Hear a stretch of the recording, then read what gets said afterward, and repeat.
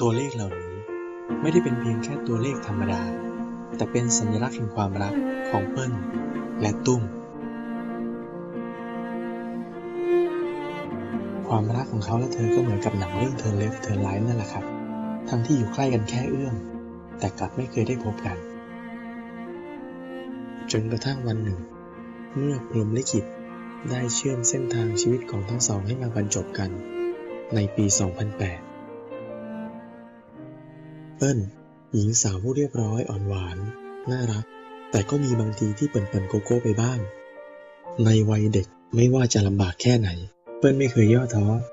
คอยช่วยทำงานเพื่อแบ่งเบาภาระของแม่และยังมุ่งมั่นตั้งใจเรียนเพื่ออนาคตเมื่อครั้งศึกษาในระดับมัธยมต้นที่โรงเรียนสตรีอัปสรสวรรค์เปิ้ลได้รับรางวัลทางด้านการศึกษามากมายและด้วยความมุ่งมั่นเปิ้ลสามารถสอบเข้าศึกษาต่อในคณะพาณิชยศาสตร์และการบัญชีมหาวิทยาลัยธรรมศาสตร์ได้สำเร็จนอกจากนี้เปิ้ลยังมีความสามารถในการทำอาหารและร้องเพลงซะด้วยเมื่อจบการศึกษาเปิ้ลได้เข้าทำงานที่บริษัท KPMG ซึ่งเป็นหนึ่งในบริษัทผู้ตรวจสอบบัญชีชั้นน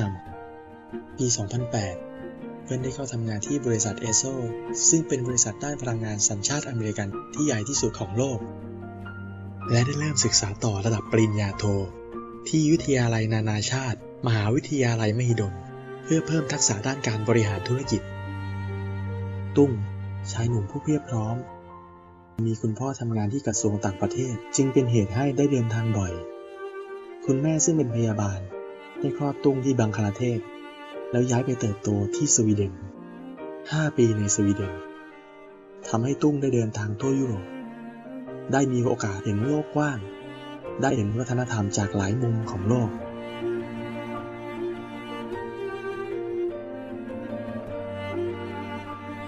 ตุ้มกลับมาเมืองไทยเพื่อเข้าเรียนระดับไฮสคูลที่โรงเรียนนานาชาติร่วมฤดีด้วยความชอบเล่นกีฬาตุ้มได้ก่อตั้งชมรมฟุตบอลลิฟ่าและได้รับเลือกเป็นประธานชมรมจนถึงวันนี้ก็ยังคบหาเพื่อนกลุ่มลิฟ่าอยู่อย่างสนิทสนมตุ้มเข้าเรียนระดับปริญญาตรีที่วิทยาลัยนานาชาติมหิดลได้สำเร็จแต่ตุ้มก็ต้องปรับตัวกับสังคมใหม่ที่แตกต่างไปจากเดิมยังโชคดีที่มีเพื่อนลิฟ่าบางคนย้ายมาเรียนที่นี่ด้วยทำให้ชีวิตมหาวิทยาลัยของตุ้มผ่านไปได้ด้วยดีเมื่อเรียนจบตุ้มได้เข้าทำงานที่แผนก IT ของบริษัท ESSO และได้เก็บเกี่ยวประสบการณ์เรื่อยมาจนปัจจุบันได้อยู่ในแผนกบริหารธุรกิจอย่างเต็มตัวท่ามกลางผู้คนมากมายแต่วันหนึ่งคน2 คนที่มีชีวิตที่แตกต่างกันเหลือเกินก็ได้มาเจอกันทั้งที่ทำงานอยู่ตึกเดียวกันชั้นเดียวกันแต่ก็ไม่เคยสังเกตเห็นใครอีกคนจนกระทั่งวันหนึ่งเมื่อโชคชะตาเลิกเล่นตลกอีกต่อไปในวันที่16 ตุลาคม 2009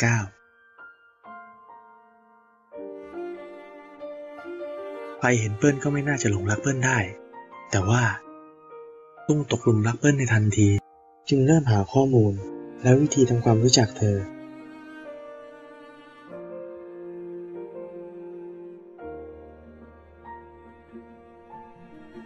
แล้วในที่สุด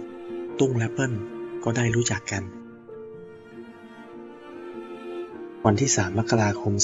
2010วันที่ทั้งสองตกลงเป็นแฟนกันความแตกต่างไม่ได้ทำให้เขาและเธอรักกันน้อยลง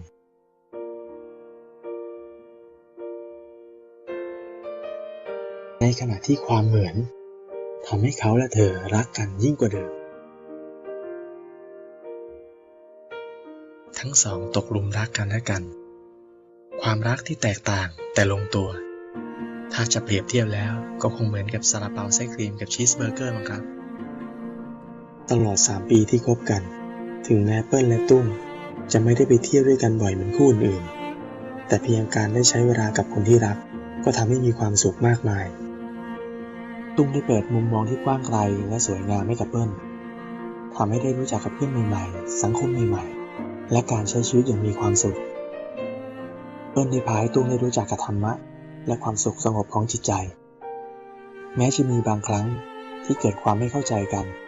แต่ทั้งสองก็พร้อมที่จะปรับตัวและพร้อมที่จะให้อภัยกันเสมอ ด้วยความรักที่เต็มไปด้วยความเข้าใจความรักที่เติมเต็มความแตกต่างความรักที่เติมความชุ่มชื่นให้กับชีวิตความรักที่พร้อมจะเสียสละและให้อภัยซึ่งกันและกันตุ้มจึงตัดสินใจ